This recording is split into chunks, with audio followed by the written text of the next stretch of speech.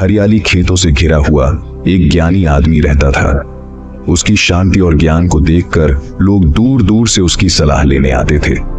एक दिन एक बेचैन जवान लड़का उसके पास आया। उसकी आंखों में बेसब्री थी।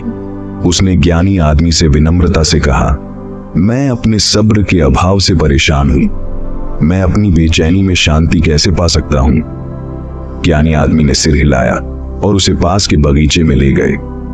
वहां एक ऊंचे आम के पेड़ के नीचे खड़े हो गए जो कच्चे आमों से भरा था।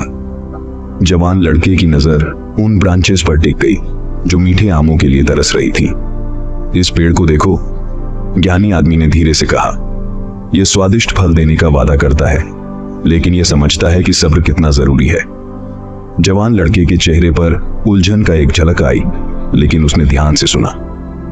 पास आओ, ज्ञानी आदमी ने कहा और उसे एक कच्चा आम दिया जो जमीन पर गिरा था।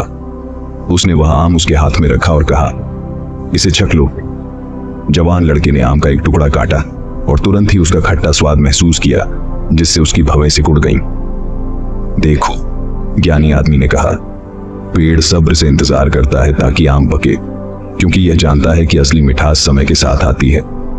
अगर यह जल्दबाजी करेगा तो स्वाद कड़वा और असंतोषजनक होगा। जवान लड़के की बेसब्री धीरे धीरे समझ में बदलने लगी।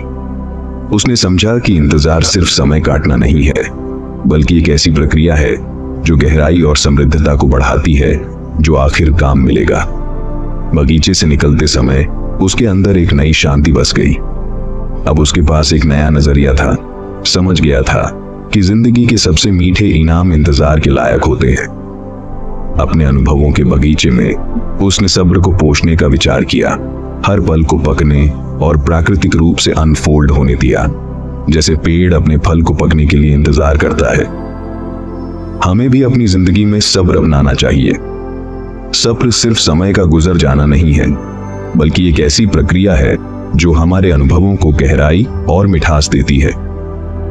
सब्र हमारे जीवन में शांति और संतुष्टि लाता है और हमें मंजिल से ज्यादा यात्रा की कदर करना सिखाता है। सिर्फ आखिरी नतीजे पर नजर रखने की बजाय हर कदम का आनंद लेना सीखना चाहिए।